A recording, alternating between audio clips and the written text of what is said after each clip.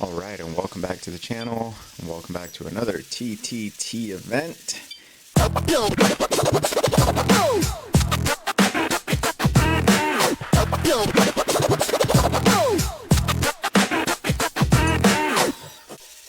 All right, we're trying this one more time because the last time I recorded this, the audio was popping significantly. And then when I was listening back to the race, I was not a fan of how it came out.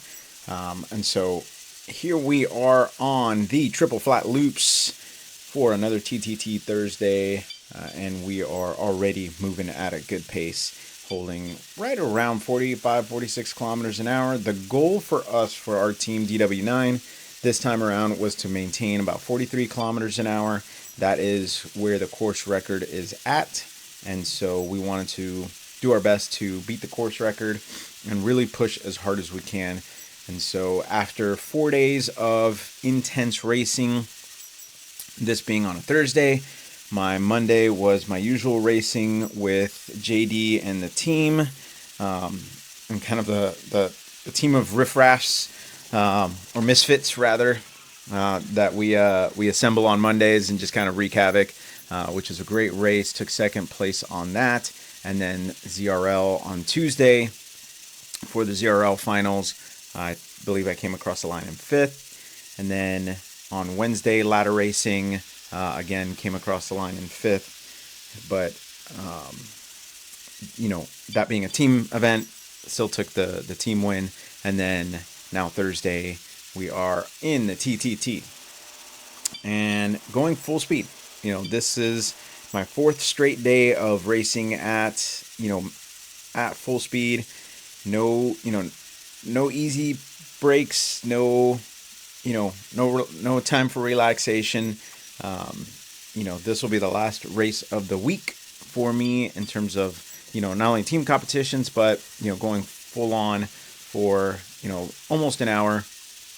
And so as we're getting through the deserts, or the desert here in Tempus Fugit, we're just holding our pace, doing our best. And this time around, I decided to not start with 1 minute turns. As much as I love them and like doing 1 minute turns, because I feel like it gives you a good opportunity, it gives everybody else a good opportunity to rest.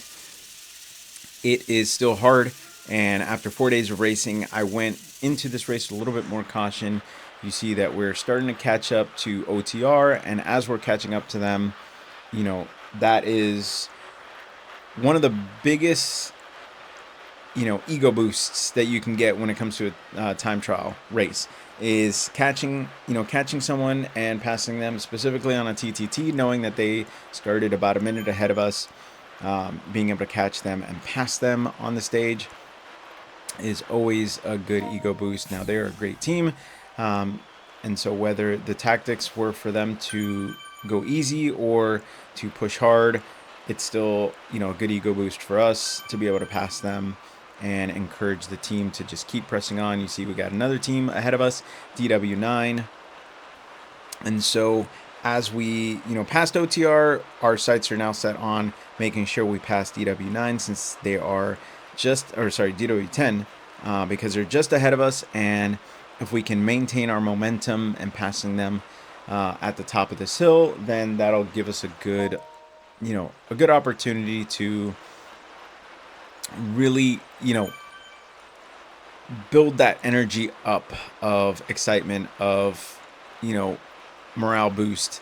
Because being in these TTTs, if you don't have something to focus on, if you don't have, something to boost the ego while you're racing, the hard, deep, dark mental thoughts can rear their ugly heads real quick, because you're suffering, on this, going up that climb. Granted, it's not that deep of a climb in terms of like 2-3%, but going up that at 38 kilometers an hour hurts. We're doing our best not to lose any momentum, especially as we pass DW10. We don't want to fall. We don't want to stay behind them for too long, or stay intermixed with them. And so we're just doing our best to push hard and push through, which means if you're off the front, you're not getting a break. So like Mark right now is off the front. He's not getting a chance to relax.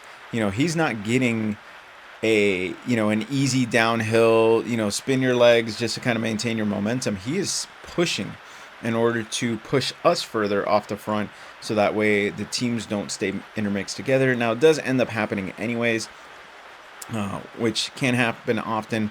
The idea is not to stay on another team's wheel and draft off of them for long periods of time, because you can't get disqualified for that. And so, again, you see, DW10 is, looking at pushing us to make sure that we stay further up, and as well as they're encouraging us, which is always great. They have, we have a great relationship with DW10 and DW9. Now, I've ridden for both teams and I've seen the banter go back and forth, but it's always a great time. And so we start to push hard on that downhill, which ultimately allows us to create a little bit of a separation, from DW10. And so we just keep moving forward. And anytime I get off the front, I want to make sure that, I'm, pushing, continuing to push as hard as I can, so that way I can keep our momentum up and push our guys, further along. And so right now we've got, I think, like a 7 or 8 second gap, which is good, because now we don't have to worry about, them being caught in our draft for too long or any of that stuff.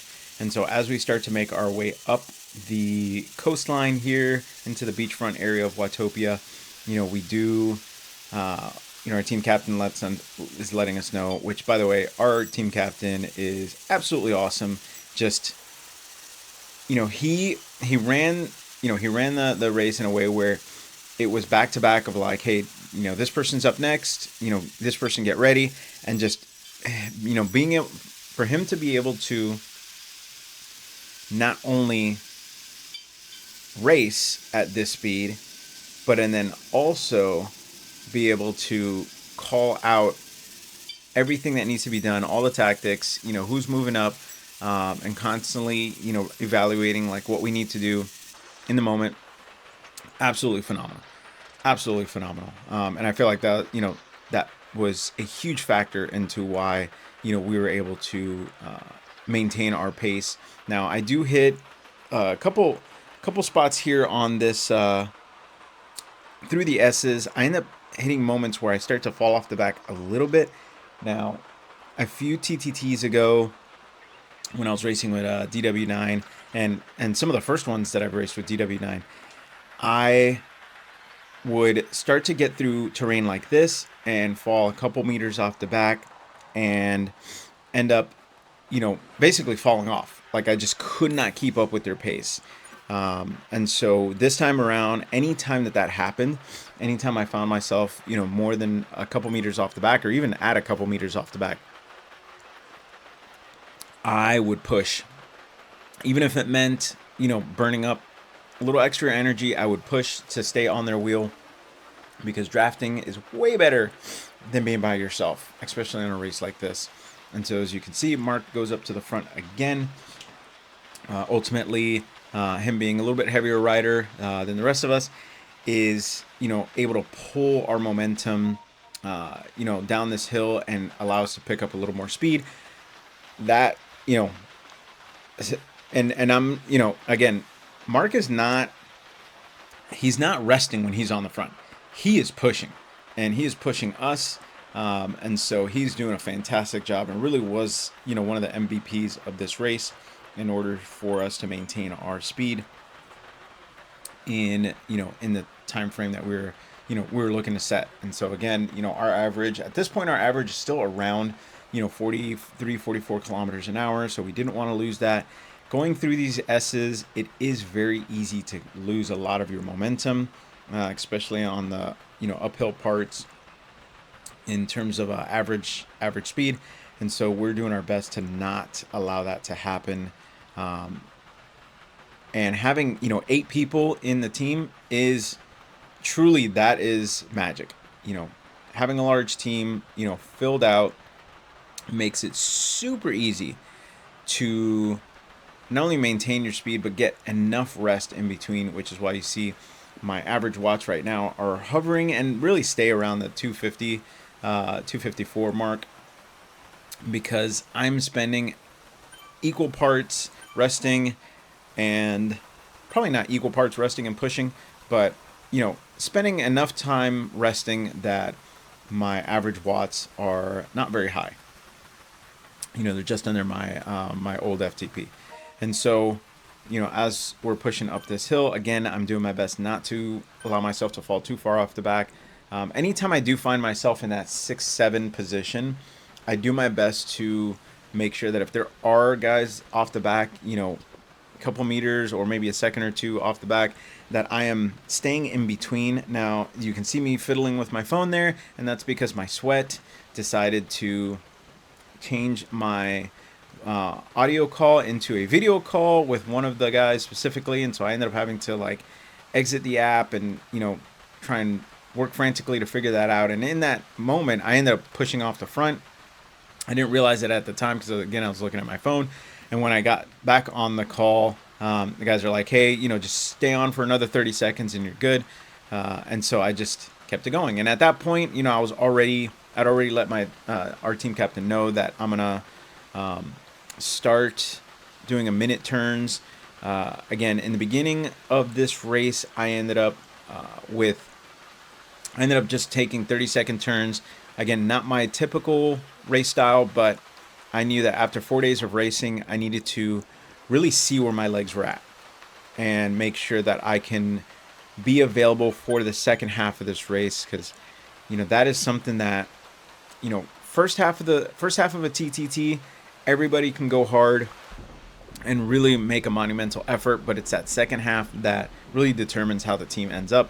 And so we end up, as we start through the S's again, I'm trying to not let any gaps grow between myself and the riders in front of me. As you can see, I hit that 2 meter mark and push hard again just to kind of maintain it, especially when you get some of these hills have like a sharp 2-3+% incline at the top of the hill, and so you end up going from 2-3% to like 6% real quick, and then back down to 2-3%, and that little spike in incline can really mess you up, because you'll shave off a lot of momentum on that one little spike, and rather than coasting over top, you end up kind of stalling out over top, or at least I do.